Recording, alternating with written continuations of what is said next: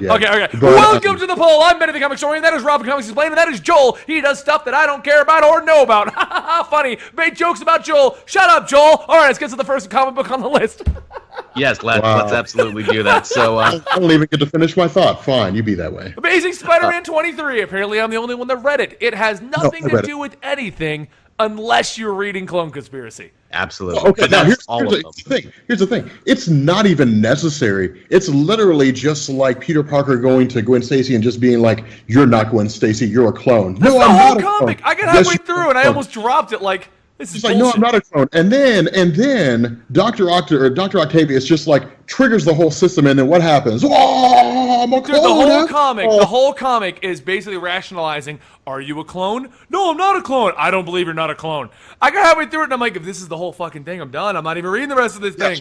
Got half through, skim the rest, and then Jacko was like, Dr. Octopus, no! And then she just, and I was like, okay, and here's the ending of Clone Conspiracy number 5. Yeah, but here's the kicker. Here's the kicker. It goes, if you want to find out what's going to happen next, go read Clone Conspiracy number 4. And I go look at what came out. I'm like, number 3 came out. So we're not even on number 4. Number 4 came out? No, we're on number 5. No, that's not the end. Yeah, we're on number 5. No, we're not. New one came out this week. Yeah, the new one. It is 4. Okay, no, it said to go read 5. It said to read the one that's not out. We're on 4 this week. So 5 is the one it said to go read. I thought we were on 5 this week. No, that would mean it's over. And if that's how the end I thought it was a 6-issue series. I don't think it was 5. No, It's probably 6. Knowing Rob, Who that's does 5 anymore? I can see Rob now. It was the worst ending ever. It was a cliffhanger. Yeah, it was they all just turned into Carry On, so I guess Scarlet Spider was right. Which, by the way, now I'm glad his tie-in finally makes some sense. They threw his tie-in out way too early. I don't know why they released it so soon. Like, it would have made a lot of sense now, but then I was like, okay, so Parker Industries and New You do something, and then the clones turn into Carrions? Okay, whatever. And I was like, that's weird. Yeah, it's so pointless. The issue is just literally... It doesn't, like, okay, so the last one, 22, the tie-in, that was great. It explained Ben Reilly and the Jackal.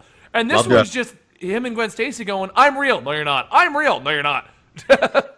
Well, here's the other issue that I kind of have with it too is, I mean, I like the implications, implication. I like the implications, like the conversation, but with Peter Parker, and the whole idea is every mistake you've ever made, everyone who's ever died, you can bring them back. And I like the question, like, I could bring back the guy that shot your Uncle Ben. Yeah, no, I like this. I really like the entire series. Clone Conspiracy. Yeah. I mean, well, that's also on the list, so let's just talk about that at the same time. Because they're so connected. I mean, all that stuff you liked, Rob, they cover that in Clone Conspiracy 4. And from what you're telling me, I don't even need to read the new Spider-Man now. No, you don't. Like, literally, you don't. Like, everything, the only difference between Amazing Spider-Man number 23 and the Clone Conspiracy is there's, like, a conversation with Mary Jane. So here's what you do. You read Clone Conspiracy, number 4, up until he walks into the town. Then you go read Amazing Spider-Man, and it's basically he took a break to go talk to Gwen, and then he comes back over, and then you finish Clone Conspiracy, and that's it. Amazing Spider-Man is literally what should have been 2 or 3 pages of Clone Conspiracy 4. Instead, it stretched out to 20 pages of arguing for no reason. Which actually would not have been a bad idea. That would have been a good idea to turn around and to like make Clone Conspiracy like I don't know how Clone Conspiracy 4 could have been half the size, whatever. And then number 5 is just like a double size issue, and issue 23 goes into number 5. That would usually do that. Honestly, I don't even know why Clone Conspiracy is not just an Amazing Spider-Man story arc. Why is it a separate tie-in arc when Amazing Spider-Man is not doing anything amazing with it? It is a weird choice. Why would you confine it to one title when you can sell more? Well, no, but you can put it in Amazing Spider-Man and then you wrap in Spider-Gwen, Kane, all these other books. Easy. But the way they're doing it, like the Amazing Spider-Man tie-ins they don't matter. They don't mean anything.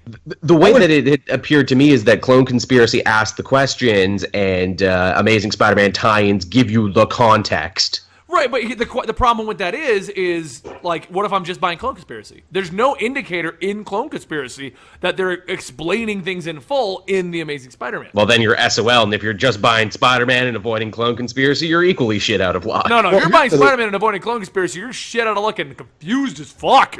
I'm surprised. Okay, here's my question, because I haven't been reading Spider-Gwen, and I'm not current on Miles Morales. those aren't even tying into. Like I know Spider-Gwen Miles is isn't. I don't know about Spider-Gwen. I'm not reading that anymore. Zero tie-ins, no tie-ins for them. Yeah. Okay, see, I wouldn't be surprised if that was a Dan Slott thing, where Dan Slott's like, "Hey, I want to write a story about the clone conspiracy, whatever. Here's the end game." Marvel's like, "Okay, do we want to involve like Miles Morales and Spider-Gwen? Don't care." And it's just all Silk, Spider-Woman, and there was a third one are actually getting tie-ins. That Prowler. They launched Prowler as a tie-in. Yeah, they made Prowler as a mini series. Is it a mini or is it permanent? No, they say it's going to be an ongoing, but it ain't fucking becoming an ongoing. Oh, dude, I bought them all. I bought all 4 of the current ones out, and I brought them home, and I'm like, why did I even buy this? Like, I'm not going to read this. So what you're saying is avoid this Amazing Spider-Man if you're not super, super invested in what's going on in Clone Conspiracy. Now, as far as Clone Conspiracy number 4 goes, that entire miniseries is great. I love it. I love the idea of doing it. It's not earth-shattering, but not every event has to be earth-shattering. This is just a good event. Yeah. It's a beautiful moment, like when he takes Peter into the Haven, and he's like, everybody who's ever died because of what you've done in some form or fashion, good or bad, is alive. Yeah, good or bad, is alive now. And it's just like, damn, these are all the people that Spider-Man got killed. Like that's messed up. It really hits home when he walks out and sees all the civilians who died in the crossfire. Yeah, that's you're like, oh shit, right? And then when they brought up the thing of, what if I brought back the guy who shot Uncle Ben? Would you beat him? Would you go kill him again? Yeah. Which that was a really cool question. But I will say this: by the end of Clone Conspiracy 4, you're like, nah, Ben Reilly's not a good guy. He's batshit crazy. But he's getting his own spin-off book, so I guess he walks it back by the end, even though it sure doesn't feel that way at the end of this issue. It's like, kill him, and I will replace him. This Scarlet Spider's just Kane again. I was surprised. Kane's just like, fuck it. I did better with this name. Well, they have the blank clone bodies. The blank clone bodies that they say are spider bodies will sit Kane, upload his mind into the body of a thing that looks like Ben Reilly but isn't really Ben Reilly, so he just takes the Ben Reilly name. That would actually be a badass story. I did like how they brought up Anna Maria, do you want a perfect body? And she's like, fuck you. Love that so much. That was funny, yeah. She's like, go to hell. I was like, dude, what a ballsy question to ask. I love that character. And Otto being like, get away from my lady, and then he tipped his hat. I love your Otto voice. Get away from my lady. From my lady, tip my hat, robot arms. I was going through that, and I was like, Doc Ock, man, you gotta let her go, man. Like, you gotta cut that connection, dude. All right, well, so Amazing Spider-Man 23, not really worth picking up. Clone Conspiracy 4, worth picking up. Much better, yeah. Ultimates 2, number 3, Rob, go. Oh, God. Okay, so I'm on the fence about Ultimates right now. Ultimates number 3 is kind of interesting because it's basically rebuilding the Marvel cosmology, but it flies in the face of everything that's been established. No, I mean, it really does, because historically, like, the Living Tribunal was always like the second most powerful being ever. And he was like directly below the one above all. And he gets his power directly from the one above all. I don't know what's going on, but it seems like what Al Ewing's doing is saying, no. The Living Tribunal derives its power from the multiverse itself, because Master Order and Lord Chaos kill it. And then they go to the In-Betweener, and they merge all 3 of them together into the In-Betweener, and they create a new thing named Logos or something like that, a new entity named Logos. But the whole idea is the reason why they were able to kill the Living Tribunal is because the Cosmic Order is still being organized. So it's basically saying the Living Tribunal is not as powerful now as he will be later on. Well, the only reason I can derive for why that is because the multiverse isn't fully fleshed out yet. So it's not as big as it was before Secret Wars. So I don't know. I mean, it's at this point, I'm kind of waiting to see where Al Ewing goes with it. It's kind of cool to see, because right now it's still dealing with the idea of like them becoming, the Ultimates becoming the Heralds of Galactus. It's still focusing on Galactus, and I still like the Marvel stuff. It's just at this point, it's kind of moved beyond being like a recognizable title. And it's kind of getting weird. Plus, I don't really care for the art for the cosmic entities too much, but it's not bad at all. So, would you recommend people pick this one up there, Rob? Oh, yeah. I'm sorry. Yeah. I have no idea. It's just a story that exists. If you're interested in the Marvel cosmology, yes. If you care about like what goes on in the universe and like the multiverse and that kind of stuff, yes. If you don't, no. It's that simple. So okay. Fair enough. Well said. All right. Next on the list is one that we all read: The Trinity. Batman, Wonder Woman, Superman, and a comic. Oh, yeah. Dude, a beautifully written story. I don't like that it's monthly because I keep forgetting what happened before. But okay, so first off, yes, beautifully written, beautiful book. Story's amazing. But I need to ask this, because as soon as they mentioned Mongrel and they said the Black Mercy, is that a tie-in to the animated series? Well, I don't remember that happening in the comic, because last time I remember Mongrel, it was like a Yellow Lantern. It's a story based on the comic. It's like an old like Alan Moore story or some shit with the Black Mercy. Yes, because for the man who has everything. Well, yeah, no, and I never read but I'm like, I don't remember. I thought the flower thing was like way before. I thought the last time we saw Mongrel, he was still a Yellow Lantern, and now he was like banished. I thought he was just gone for the longest time now. Well, this isn't really Mongol. It's a Mongol like conjured by the dream, isn't it? That's why he's trying to break out. The whole plot is that he is still under the Black Mercy, and this is a way for him to get out of the dream. Okay. Right, so I'm like, continuity-wise, where the fuck is this? No, I thought maybe I missed something, but I thought the plot was being shifted. That Poison Ivy was just trying to bring her daughter back to life. Okay, so here's the plot, because apparently both you guys are lost. So there's a lot going on in this story. So the plot in Trinity is that Batman, Superman, Wonder Woman have been now placed into a dream where everything is seemingly perfect for them, or things have gone differently from their real lives. This dream has been induced by Poison Ivy. Now, Poison Ivy, because she can travel through the dream, ended up in Mongrel's dream that was being induced by the Black Mercy. Realizing that she had crossed over, Mongol then took his child and basically said, "You're now Poison Ivy's child." Then, once what happened is Mongol took the child away from Poison Ivy and kicked her out of the Black Mercy's dream. Poison Ivy's trying to get her child back because she just lost her 3 daughters in the previous series. So she's trying to get the child back. So what they're doing is she has used the Trinity to put them into the Black Mercy dream because she has the connection to the green, which allows her to have connection to the plant, which allows them to go into the dream. And so she's now sent them in there so that the child can come back. But Mongol is obviously coming back also. That's the plot. Okay. Black Mage 8-bit Sploosh. Thank you for subbing. That is some straight up Inception shit, is what that is. This was an interesting issue. This was an interesting issue because obviously the last couple have focused on the heroes and their plight and everything. This one was all about the villains in a good way. We know why Poison Ivy's doing it. She's much more sympathetic than she first appeared, and Mongol being super evil. Okay, I want to make sure I didn't miss something because it kind of felt like, we had the Batman, the Superman, the Wonder Woman, whole aspect, and suddenly Poison Ivy and Mongol, and I was like, okay, what's... Well, and that's why I go to my question. He says that he's still on the sleep from Black Mercy, and if the cartoon show is based on the comic, that makes more sense. I thought they were alluding to the show, but that still doesn't answer the question of how did he become a Yellow Lantern? Did the Black Mercy happen after the Yellow Lantern stuff? You would know better than me. Or because of New 52, we're just ignoring the fact that he was one, even though technically those events kind of still happened. Oh no, dude. Okay, by the way, Benny, I have to talk about this real quick. All right, total sidetrack for a second. I was reading Green Lantern Rebirth, right? Okay. Jeff Johns' Green Lantern. Okay, and my question was, all right, if the last thing we saw was that Hal Jordan killed all the Green Lanterns, killed all the Guardians except for Gantlet, drained the Central Power Battery, and called himself Parallax, then how did all that come back at the beginning of Green Lantern Volume 1 with No Fear? And Green Lantern Rebirth didn't cover any of that. Do what? You're talking about New 52? No, I'm talking about like 2004 Green Lantern Rebirth. All right. He revived. He revived everything. It doesn't get touched on a Rebirth because during the Jeff Johns run, he revived everything. No. That's not how it happened. So I was going through and I was trying to figure out, and it actually, like, Kyle Rayner was the one who did it. Like, Kyle Rayner brought all that stuff back. Right. He was the torchbearer. That was the point. Yeah, like Ion. So I was so proud of myself because I was like, yeah, man, like I'm starting to understand this complicated ass series of events. But it was that Power of Ion story. Like that. And O is gone right now. You know that, right? Do what? O is gone right now. Yeah, I know O was destroyed. I don't even remember now. It was Wrath of the First Lantern, I thought. Did he destroy Oa? They use Go now, which is basically a portable base, so whatever. No, I don't think it was him. I think it was whatever it was I don't think, maybe it wasn't Wrath of the First Lantern. It was that weird, maybe it was. I don't remember, but yeah. Yeah, so Trinity is real good is what we're trying to say still. Yeah, the Trinity's good. Real good. We are all over the place today, guys.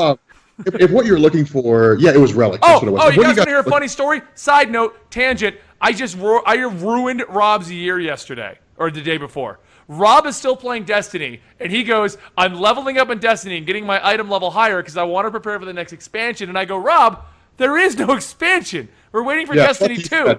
Huh? You asshole. Yeah, you totally shit all over my parade. He was like, what do you mean there's no expansion? What am I getting ready for? I'm like, nothing, Rob. We're waiting for Destiny 2, and you're supposed to start over at that one. And he's like, well, why am I playing this? And then he gets off and goes to do a strike. Yeah. So Anyway. speaking of stuff that was ruined, Rob, you read Venom this week. How did that treat you, buddy? Man, let me tell you something. Okay, it was the first time I've delved into Venom. Like, I haven't read any Venom since the news. And I was like, issue number 3, like, I'm 2 issues behind, whatever. Issue number 3 will give me a decent idea of what's going on. No, you did not need to do that. Oh, because I was like, dude, this sucks. I don't like this at all. So maybe I have to go back and read issues 1 and 2 to understand what's happening. I don't like what they're doing at all. I've read 1 and 2. I haven't read 3 yet. But so far, Venom is somehow weakened. And this other guy's taking control of him, and we don't know what the fuck happened. Okay, that was my question. It's a Because I was like, misfire. that does not look like Eddie Brock or Flash Thompson. No. Who the hell is that? So basically, the story starts out with that guy coming across the symbiote who is now weakened, and we don't know what happened to the symbiote, but he basically forces it to get on him. He literally beats it up. Yeah, and then the symbiote for 2 issues is basically like, no, I'm a hero now. I don't need to do this. And he's like, you're going to do what I want. So. Wow, okay. That sounds interesting. It's not good right now. Not I at don't all. like it. Yeah, I honestly don't know why we just didn't get Eddie Brock or something like that. Like, I know Eddie was just in Carnage, but if you just wanted to go back down the evil path, put them back together. Well, because it's all new and it's all different, Benny. Get it together. No, man. now it's Marvel Now 2.0. Yeah, it is. Yeah. Which they're actually starting off pretty solid with the Marvel Now 2.0, to be honest. A lot better than they started off with all new, all different Marvel, to be quite frank. Teams are good, yeah. Yeah, it's pretty good. All right, so Okay, overall, I mean, I'm going to say, I've only read 1 and 2, but I'm going to say not really worth picking a Venom right now. You say 3 doesn't save it yet? It's not so good that it's like, I really want to go back and read 2 and 3, or what is it, 1 and 2 right now. But I do want to have Venom just because I want to know what it is that's going on with this character. Because I like the Venom concept. And I'd like to see what they do with it. Plus, if they end up doing something with him awesome later on down the line, I don't want to have to come back and read through like 15 comics to understand what the hell's happening. So, well, I have a weird feeling. I'm hoping I said this when they announced that it wouldn't be a Flash Thompson or Eddie Brock. I have a weird feeling, and I'm really hoping this is just the newest storyline. And by the end of a 12-issue arc, we're at least going to have the other characters back. Maybe they don't control Venom anymore, but we're going to have things back to like a semblance to where they should be. We can dream. How's on Wayne? Splooge. Thank you for subscribing. You guys know the rules. You guys know whenever somebody hits a sub button, you guys got to say Splooge. Splooge. The chat. We tried to give you guys an emote. They kept denying it. So. Yeah, they kept I turning it wonder down. why. All right, so the next one on the list you guys read, I haven't gotten to it yet. Justice League versus the Suicide Squad number 5. Yeah, the good, man. penultimate issue. Very action heavy. This issue, you know, we kind of have what remains of the Justice League Suicide Squad team going up against Maxwell Lord, who in just a few minutes has taken over all of America. Dude, I love that sequence. It was like, what was it? It was something over the course of like 10 minutes. And by the end, they were like, and within 10 minutes, Cyborg took over all communications. And I was just like, dude, it was awesome. Like, you had Superman, I think it was Superman in the White House. Yep. What was it that Wonder? Because the Superman moment was badass. It's just this red streak, and then he's standing in the president's office. Flash disarmed all the nuclear weapons in the world. This reminded me of Superman 4, but not shitty. The Green Lanterns fixed the ozone layer and also put up a giant shield to make sure no other new aliens can come in. And Wonder Woman made the UN bow to her. Yeah, dude, it's gotta be interesting. cool. Oh, dude, it's solid, man. Justice League vs. Suicide Squad is so good because it could have been like totally different. It's Joshua Williamson, right? Yep. Yeah. The nail biter Joshua guy, Williamson, Flash guy. Yeah, he could have spun it out into like, hey, let's just have them fight for like 5 issues. No. Maxwell Lord just takes them all over. Plus, at the end, I think it's the end. We get the whole. Was it Eclipso that was revealed at the end of this one? Yeah, we get the whole Eclipso drop, which Eclipso ties into Vertigo, doesn't he? Yeah, Like the I Black thought it. Diamond and all this other stuff. There's a long magical history of Eclipso. I'll say this is probably the most high-profile thing Eclipso has ever been a part of. Dude, I was sitting here thinking about that because I was like, Eclipso, like that gets into the whole gods, demons aspect of Vertigo or something like that. And I was like, that's weird. Question?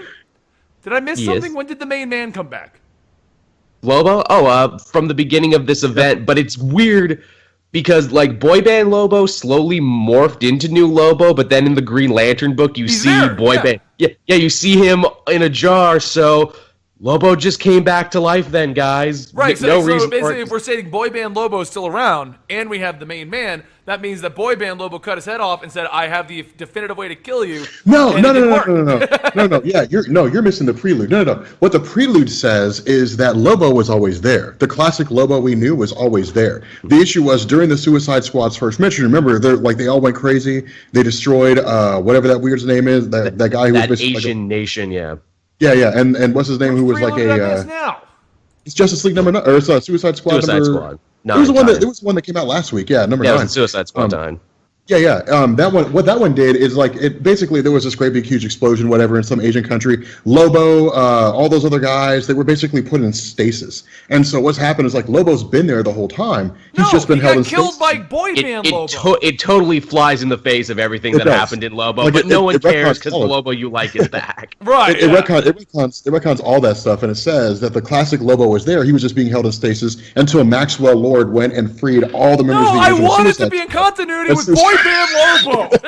Well, I'm sorry. You know, Benny, here's the thing, Benny. You and me, next time we meet up with those DC writers like we always do, we'll pitch a mini-series that will explain that how Lobo came back to life and fought boy band Lobo to take back his, rightful mantle. I did the Kickstarter thing to get Cullen Bunn to look at a script, and I'm going to write my script for my comic, send it to Cullen Bunn, and at the bottom it's just going to be like, I miss boy band Lobo. I bet he'd tell that story. You're going to walk into DC's offices and be like, hey, like this boy, like what? Like this, explain to me boy band Lobo versus regular Lobo. They're going to take the comic, throw it in the trash can and say, what? And then just leave it there. Be like, hey, man, do you see how much those Deadpool Versus series do? Imagine if you did Lobo Versus for your company. Oh, my God. That'd be amazing. Just Lobo versus different heroes, like Lobo versus the Green Lanterns, Lobo versus... I like Tevye. Tevye's like, why can't we just get rid of boy band Lobo? We technically did. And in a funny moment in the Green Lantern book, we decide, no, they have him in a jar, and Guy Gardner's about to free him, and Hal catches and goes, not that one, and he puts it away. Like they knew. Yeah, if what you want is regular Lobo, that's the one that we have in Justice League versus Suicide Squad, the main man. And who's going to be on the JLA when that book starts. Okay. Yeah. All right, well, so still good? Yes. Yeah. Very good. Very all right, good. Clone Conspiracy 4. We all read that and talked about it. We did. Green Lanterns 15. Rob, you read it. I didn't get to it yet. A Day in the Life, Chapter 1. Yeah, it's Sam Humphries going back to the old thing of Jessica Cruz questioning whether or not she's an adequate Green Lantern. I'll be honest, man. That's becoming a very repetitive theme. It is, man. I'm really getting tired of Dante Turtle. Splooge. You get 3. Splooge. I could have sworn that we resolved that at the end of the first arc, where she was like, "Oh, I have it." Then we had the Phantom Ring, where she goes, "Oh, I don't need it. I already have willpower," and we resolved it again. Yeah, I mean, it's not bad. It's just I'm really kind of getting tired of the whole, like, is she unsure about herself now? Because now the whole idea is I'm a Green Lantern, but what if it was just a fluke?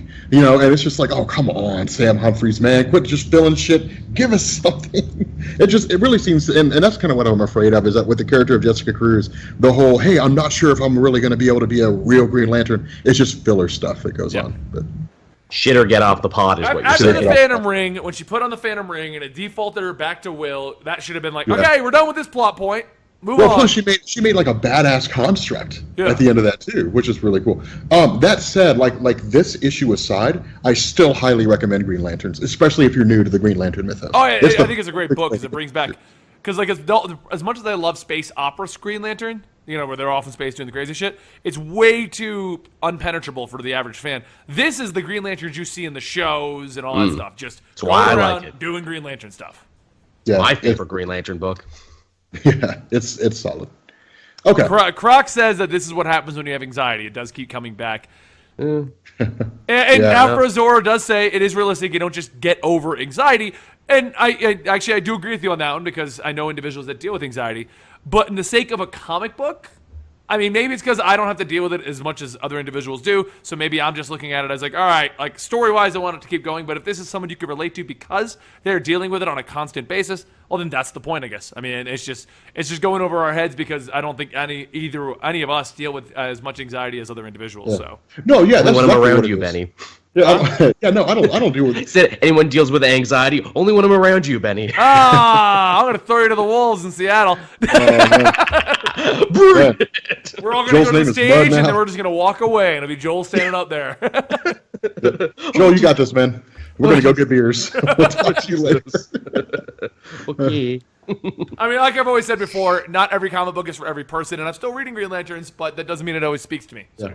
Well, also keep in mind, we're 15 issues in. This is the one issue that I can't say I really cared for too much. There's 14 other amazing issues, so I still highly suggest you check it out. So, Word. See, actually, Dijon Dillon says the same thing. He's someone who deals with anxiety. I really loved this issue. I was crying at the end. All right, I mean, I don't deny that. I still love the book. We're just basically stating that it's a little repetitive with the issue. But if people who deal with it feel like it's a legit issue that she would keep dealing with. Yeah. I mean, it's a great one-shot. I mean, it's a really good, I could do a hell of a video on it, which I might, but it's just a great one-shot. It doesn't set I'm going to do a hell of a video on it. It doesn't set up for anything. It doesn't set the stage for anything. It's just focused entirely on Jessica Cruz, which I will say that is the good thing about Sam Humphries, because she never really got a whole lot of focus by Jeff Johns because there was just so much going on. Yeah. Like, there was her introduction, and then she becomes a Green Lantern, and the Ring of Volthoom's talking to her, and then Darkseid War, and then now we're at, very quick. It was super fast. So I'm not going to go it again, but nobody bombarded me on Twitter this time because I didn't understand a character. I fucking hate that shit. I come on and be like, I didn't understand this individual, and then I get like 20 messages on Twitter. Well, Benny, that's because you suck at life.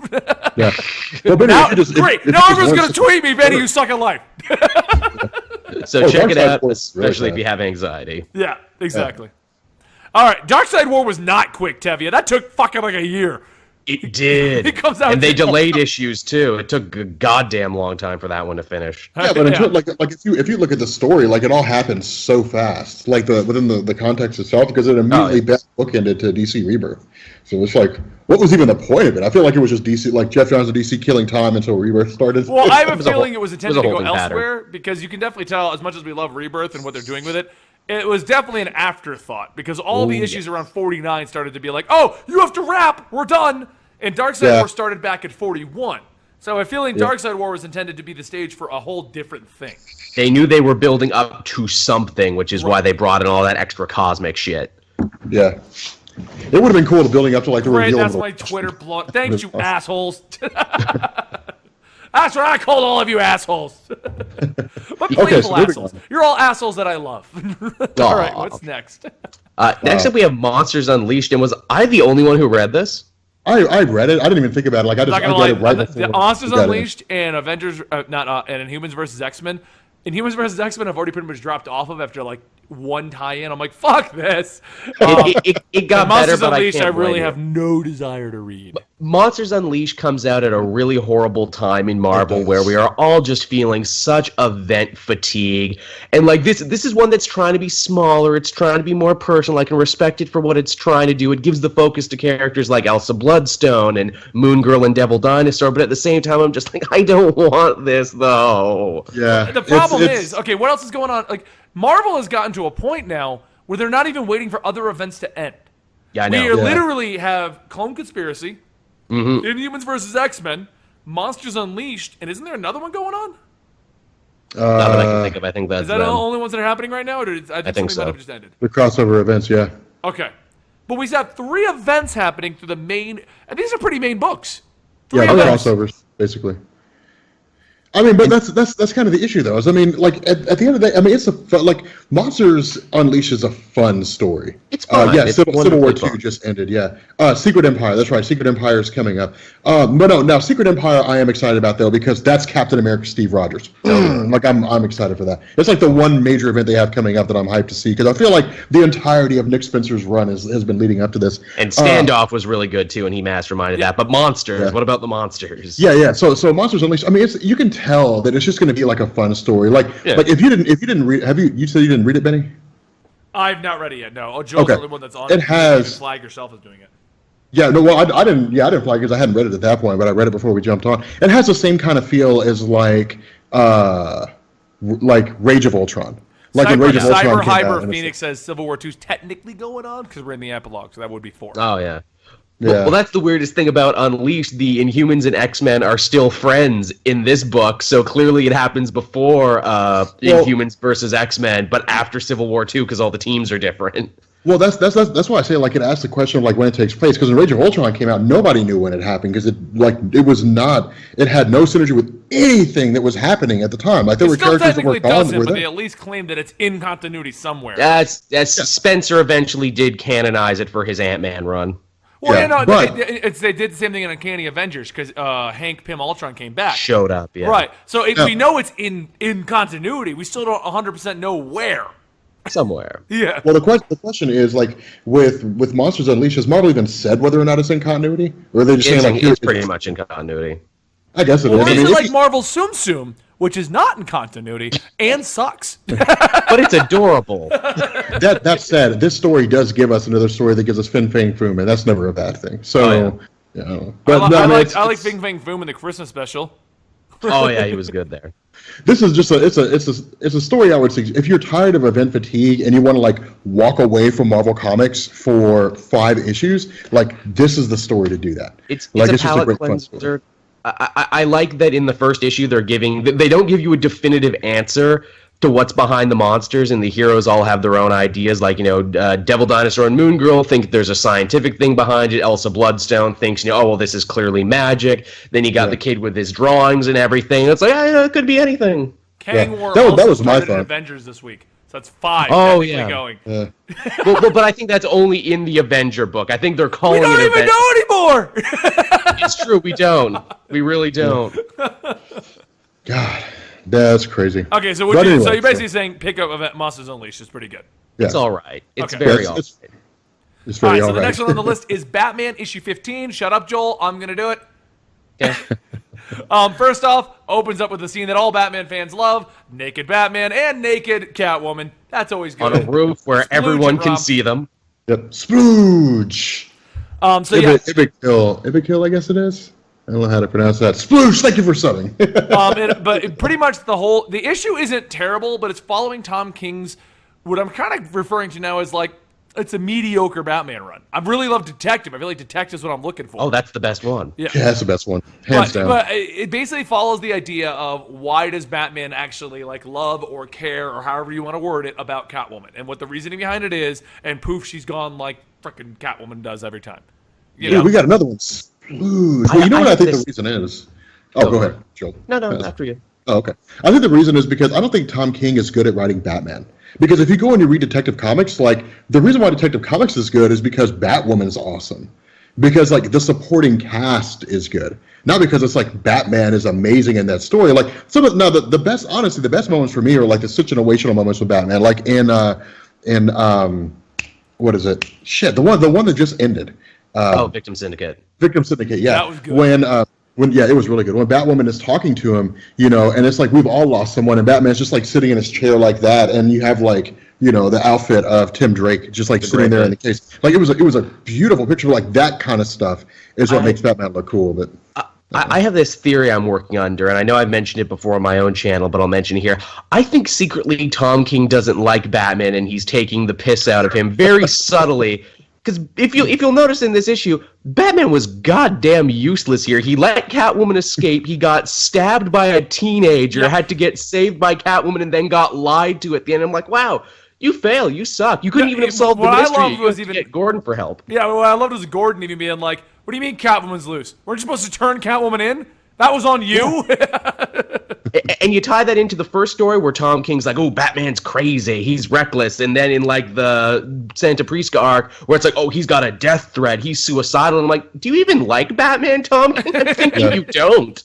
I mean, that said, though, in the grand scheme of all the comics that are coming out, it's still pretty damn good. Well, I think it's just a filler issue Batman. to fill the gap until Bane. And it also answers a few questions about Catwoman that we've always really had about the relationship between Batman and Catwoman has never really gotten hot and heavy or explained outside of like the Hush run. And even that didn't explain very much. They just got to kiss a lot and bang it out. Well, they've had their eras, which they even make reference to the eras there where they talk about how they met. Where it's like, no, I'm pretty sure I stopped you from foiling a diamond heist back in like the 40s or whatever. No, I met you when you were getting stabbed by hookers in year one. No, I remember it differently. Yeah. I mean, it's cool, and I personally am a huge fan of the Catwoman Batman, relationship and everything that happens. Mm-hmm. So I liked seeing it, but I do feel it's definitely a filling time until I Am Bane, which is what's coming up. So I mean, it could just be because remember, like Detective, like the first arc of Detective Comics was Tim Drake, everybody thinks Tim Drake's dead and he gets whisked away. It could be that what Tom King is shooting for is like, here's Batman when he's just kind of off his axis a bit. Like, here's just how his stories get told. And if that's what he's shooting for, then this is grieving Batman doing the best he can while Tim Drake's gone. That would be cool. And it may just be that it may be that like he wants you to look at how Batman's acting in Detective Comics and roll that over into the Batman series and then look at his character that way. Which, if that's the case, then that would probably change everything. But in terms of like standalone stories, I really dig Detective a lot more than I'm digging Batman right now. Well, the thing is, Scott Snyder writes Batman as like he's like a god among men kind of a situation. He can defeat anything, beat anything. He might get beaten down, but he gets back up. He never gives up. Tom King writes Batman as a flawed human being, which is good in itself, but it's a different way to tell the story. But in as much as I feel like following Scott Snyder's run with Tom King's run, so we go from God Among Men to flawed Batman, I feel like it's a weird way to pace your stories. And I know it's just that's the nature of comic books. That's what we do. You know, the next season he's flawed, the next season after that he'll be God again. But it's just so weird to see that because we needed a buffer. Right, we need a buffer because we come right out of a story where he's literally pretty much dying and revived, and you know everything's healed, and he's the best he can ever be. To I'm Bat Jesus. Yeah, I'm Bat Jesus. To the storylines of he's letting Superman take over, and he's going for revenge, and now he let Catwoman loose. It's just a weird way to look at it. So.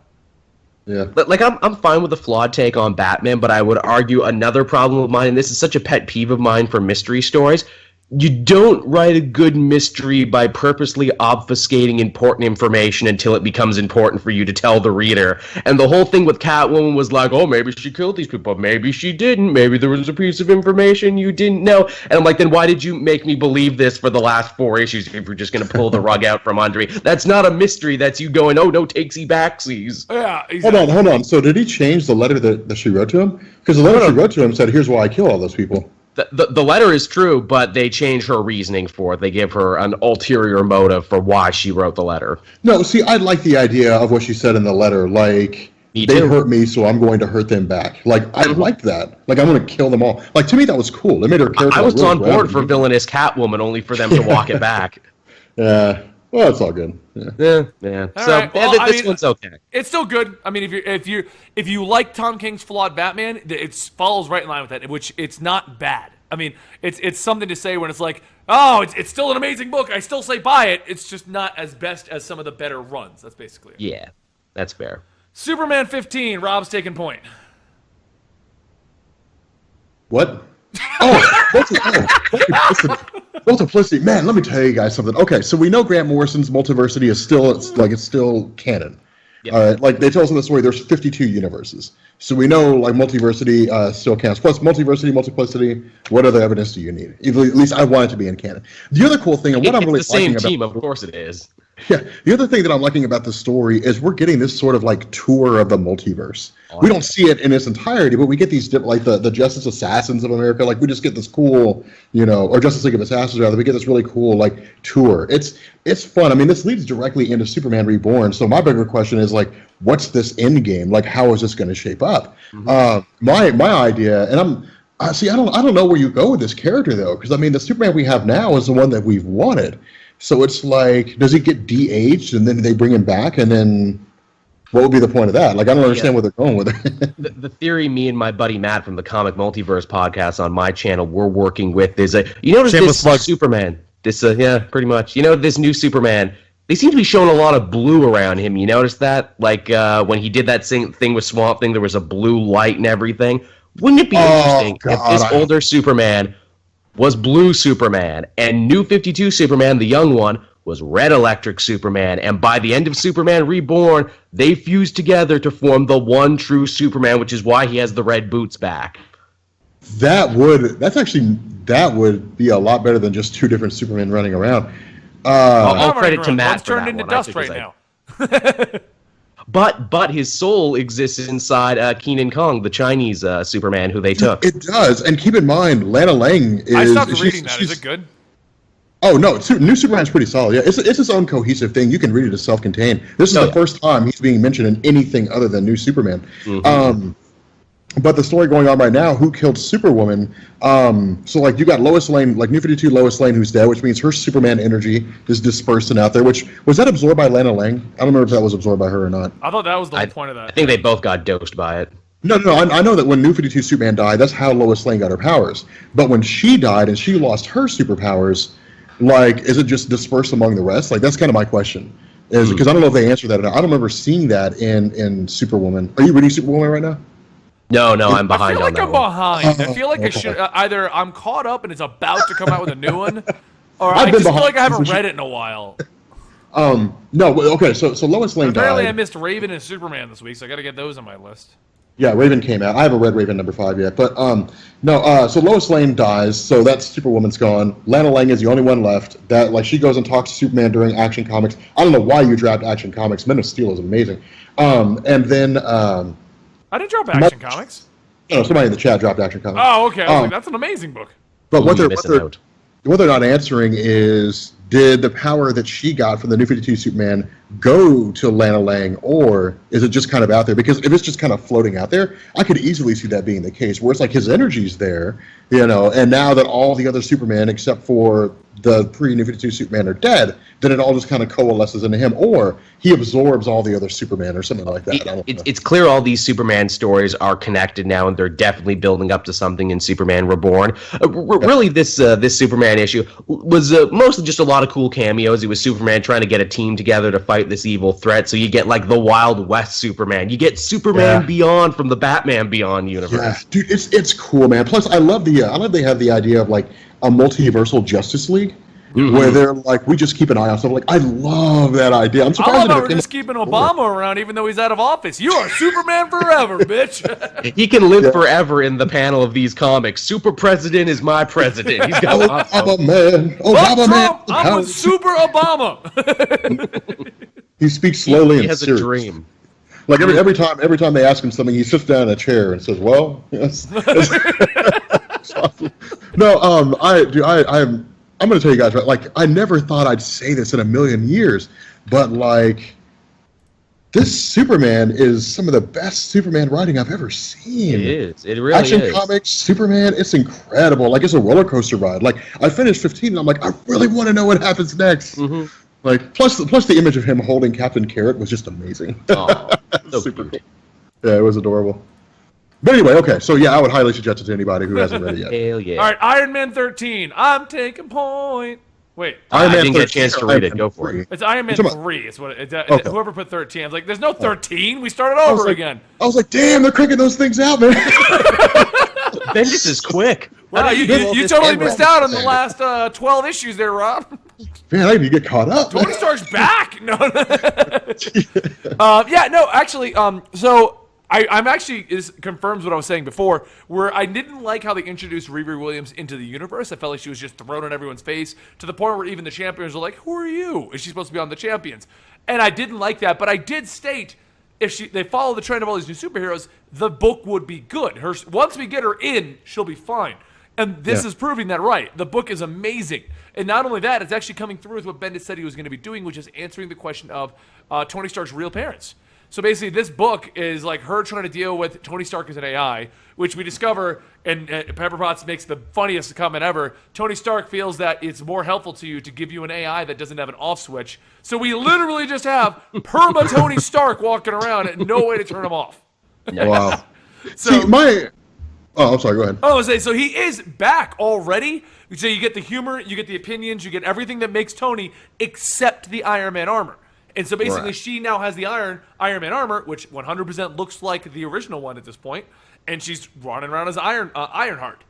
And the story that's cool. Yeah, and the story does great character development because it already calls back to her origin of her friend passing on and stuff like that. So it already calls back to that. We're already getting a better explanation for her. We're already seeing Tony Stark rolled back in. We're discovering what's going on with Mary Jane, Pepper Potts, and his mom, and we're discovering what's going on with the actual company, all the while finding out Riri Williams' actual motivations to be a superhero. It's an amazing book. Which I probably should do the video on the origin of her character, because dude, let me tell you something, man. See, this is why I say, like I love the character of Ironheart. I mean, in my personal opinion, in a perfect world, I would have had Bendis keep her story going and then keep Tony Stark alive and then in his book just wrap up the whole story about Arno, wrap up the whole thing about, Superior Iron Man and what happened between All New Wonderful Marvel and Superior Iron Man, like just go through and wrap up all those plot threads, and then just kind of phase his book out and then have him merge into the Ironheart book. That would have been cool to me. But, be that as it may, it's not bad, and I don't understand why people were so adverse to a character that had only been around for 11 issues. Like, give it a chance. Shit. Well, the fact of the matter, and I can tell you right now, when people are adverse to it, and this is exactly what we were talking about, what I bring up in my video about diversity, and we've mentioned it 1,000 times, but it's the way they introduced her. So, characters like Duke got introduced over the course of, a 2-year span of time. Characters like Jessica Cruz got introduced over the course of a 5-year span of time. And Marvel was literally like, we're going to write a 5-issue backup in the back of 5 Tony Stark issues where a girl makes a suit of armor and then flies off with it. And, now she's Iron Man. They didn't introduce her properly. They forced everyone to pick up the comic and read about her. They're not giving you an opportunity to adapt to her. They didn't bring her in and make her the superhero with the real Tony sitting there. They literally were like, Tony's dead! and the tangential connection to Civil War 2 and everything, which Bendis also wrote, which could only serve to sour anyone's opinion on something. Exactly. That didn't help. I mean, that was the problem. They didn't let anyone warm up to them. It's the same exact issue that Totally Awesome Hulk's getting right now. Now, Totally Awesome Hulk, I do not think is an amazing Hulk book, but I think it's a pretty good one, and it's a good way to explore the ideas of the Hulk in a new character and see how it's going to be played out. But they didn't give you time to warm up to that. They were like, here he is, and we'll explain what the hell happened to Bruce Banner later. You're like, they're gonna set the stage. Because all they're gonna do, they already teased in Uncanny Avengers. All they're gonna do is they're gonna come back and say, well, the Hand brought him back, but he was incomplete. Because remember, Elektra was like, he came back, but nobody gave him a mission, so he's just tearing stuff up. So they're gonna bring him back by way of the Hand, or something like that, and then he'll come back as his own. Or they'll clone him. They'll just use the whole clone conspiracy to just bring him back that way, which I wouldn't be surprised. Yeah. But there's a million ways to John Superboy was introduced, but he was introduced to 2 years ago with Lois and Clark. He was introduced right after Convergence. He was introduced in Convergence because we saw Lois pregnant with him at the end of that story. That's what I mean. We've now followed the growth of John, which is something we aren't getting for Riri. We aren't getting for Amadeus Cho. We got it from Ms. Marvel, and everyone loves Ms. Marvel. So that to me should have been like, hey Marvel, we are totally fine with accepting your new stories. Give us time to warm up to them. Don't throw them at us like that. Well, no, we agree with Amadeus Cho. He went he goes way back. He goes back to World War Hulk. As a Hulk. Yeah. And he hasn't, not as a Hulk. And he hasn't been around and important now for 10 years or something crazy. Yeah, he has. He was really important in Greg Pak's run. What, for Hulk? For the Hulk? Bulk. He was in the Hulk a whole ton of stuff. He's been around for a long time. The problem is that even when Greg Pak was writing The Incredible Hulk, the title was selling like shit. And so, all of a sudden, it's Totally Awesome Hulk, issue number 1. A lot more people went out and bought that than they did, Greg Pak's original run, and suddenly Amadeus chose the Hulk. That's why they were freaking out. It was people. I didn't even know he was in the original run, so I'll tell you. Oh, yeah. It was a part of Greg Pak's run. I didn't buy it either. So, Invisible Iron Man 3, you would recommend that, Eddie? No, it actually is really good. And if you're on the fence about Riri Williams, pick up this issue. You actually don't even need to read 1 and 2. 1 and 2 just kind of sets the stage. This one, she has the AI, which is what we set up in 1 and 2. So she has Tony Stark. We're discovering what's going on, and she's flying off dealing with her own issues. And if you want to see some really strong character development, and Riri Williams is finally hitting us. Yeah. Nice. That's good to hear. Yeah. Amadeus was at the end of Time Runs Out. He had a role, a big role at the end of it, really. But. Joel, how's Green Arrow doing? Pretty solid. I would say it's not as mind-blowing as the issue before this, where they introduced a new composite Malcolm Merlyn character. This is more of tying up the whole stuff with the cops and everything. But the dirty composite cops. Malcolm Merlyn. I don't hate composite Malcolm Merlyn. Is this really what we're call him? No, well, it's the deal is that he looks like old Merlin, who is Arthur King. He introduces himself as Composite Merlin. That's what he says. I did not miss that. He says that he's Merlin. He's Tommy's father. He says it in the book. Yes, but he's not Arthur King, who is the original Merlin. We had this conversation when that book came out, that it's not the original guy, it's the TV show guy. But So this wraps up the stuff with the cops and everything. I like it. It's a very positive story to the Boys in Blue, where Green Arrow teams up with the cops and they fight the evil, dirty cops who have dressed up like the Hellgast and are going around killing ex-cons and everything. And it's funny, they make a real Seattle joke there, where the dirty cops are about to kill a dude who's in jail on a low-level drug offense, and he's like, no, I just bought some weed, man. It's legal now, and they shoot him anyway. And I'm like, oh, poor guy. Sad. And the big reveal there at the end is that his sister, who had been absent for a bit, Emiko, she comes back, only she finally has picked a superhero name now. She says, don't call me Emiko anymore, call me Red Arrow. So she's taken up that mantle. Why are we doing the TV? We got away from the TV show. We had it, and we were like, we hate it. And they're like, cool, we'll go away from that. We did, and it was cool. And then we're like, here's John Diggle again. And you're like, okay, cool, I'll accept him. He's kind of badass. But now we got Sister Red Arrow. Why? At least Emiko is cooler than the lady in the show, so I'll be fine with that much of it. I know usually on the first one... it's not cool, dude, because Arrow sucks, and they don't... Oh, I broke the speakers. Arrow sucks, and they didn't want us to like it. You're preaching to the choir on that one, man, about Arrow sucking. He's my favorite hero. At least with Emiko, we've seen her grow to the rank of Red Arrow, and it's like, that's fine. Arsenal ain't using it anymore, and he's never going to use it, which sucks, because that should be his identity. He earned that one. What I'm interested about is that in the next couple stories, we're going to be getting a story called Star City Rising. So it looks like Green Arrow is going to be leaving Seattle and actually going to the proper Star City, much like Nightwing left Bloodhaven. I'll be honest, left man. Chicago to go to Bloodhaven. Like, I like him in Seattle. Yeah. Like, for me, I like that idea. I like him. Well, the Titans are now in New York. Look, I broke the thing. Which they were, though, is the thing. By the way, guys. The chat. Oh, there we go, Dante Turtle. You guys know what to do, man. If somebody subs, you guys go sploo. The real city thing I always felt was a little weird. I don't know why. For the record, I like Emiko, and I just don't want her to be called Red Arrow, because that just falls more in line with the goddamn show.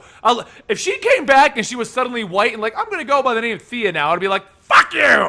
Yeah, that would bug me. Here was the issue that I had. Like, when I was going through the first story arc and they reintroduced Diggle, it did feel forced. Like, why is he back now? It's like, well, we hadn't hung out in forever, and now I'm here, so let's just... Like, and not only is he there, he wants to kill Arrow for like 2 seconds, and he's like, all right, let's work together. Yeah. You think that shit's forced. Remember back in the Jeff Lemire run, which was an excellent run, where they actually did first introduce Diggle, and then they retcon his entire history to be like, oh yeah, Diggle was my first sidekick, not Roy. I'm like, fuck that you. was the force shit. No, and that happened right after Jeff Lemire's run. His was the outside. No, that was during. No, it was after. That was Diggle got introduced during. I remember being like, man, this run is so great. Why do they have to compromise and put this one show thing in? No, you're wrong. No. I'll let you guys argue that. Are you questioning my Green Arrow knowledge, man? Are you questioning it? Is it gonna Jones? What are you doing? If you're getting naked, we got problems, man. Gonna stand up and show his underwear. He's gonna show his Are you in underwear, Rob? Because I'm wearing shorts right now. No, I'm in LL Bean pajama pants. These things are comfortable as hell, and these are so nice. All right, well, Green Arrow 15. You say get it? It's okay. It's pretty good. I enjoy it. I'm really interested to see what they're gonna do after this. All right, Rob. How is Deadpool the Duck? Oh God, I'm reading this just for shits and giggles. At this point, Howard is arguing with himself.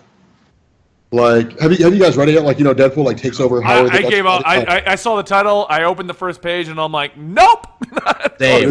Close that. It's ridiculous, man. Like, it is. It's like Joel. The chat wants you to keep stripping, apparently. Well, now you got to start paying. I mean, it's the story is stupid. By all measurements. Really, Rob? I didn't think it would be. It's the dumbest story ever, but it's fun. Like, it's a great way to just zone out for 22 pages. Like, it's a great way to do it. It's fun. Fine, everyone in the chat agreeing with Joel. Whatever. Diggle was introduced in Lemire's run. You're all wrong also. I'm the only one right in this world. Oh, man. Deny till you believe. Okay. But anyway, it's another one of those stories where if you're tired of everything that's going on with Marvel right now and you just want to walk away, Deadpool the Duck's a great way to do that. Okay. All right, well, that brings us to everything we did read, guys. That's not the end of all the comic books that came out this week, though. The ones that you missed out on that were interesting, that we didn't get a chance to read yet, so that's why we haven't actually read it yet. You've got a situation of Raven, Spider-Gwen also came out, all new X-Men, Aquaman. I'm only going to mention the ones that are important, guys, so don't worry. Black Widow. You're not going to mention WWE #1 from Dennis Hopeless? I've only got the ones I bought, which are the ones that are Marvel and DC. So Sam Wilson, Captain America came out. Deadpool merch for the money. Everyone's asking us to talk about it, but no one's read it yet. Divinity 3 art came out. Generation Zero. We talked about those. Gwenpool, Harley Quinn.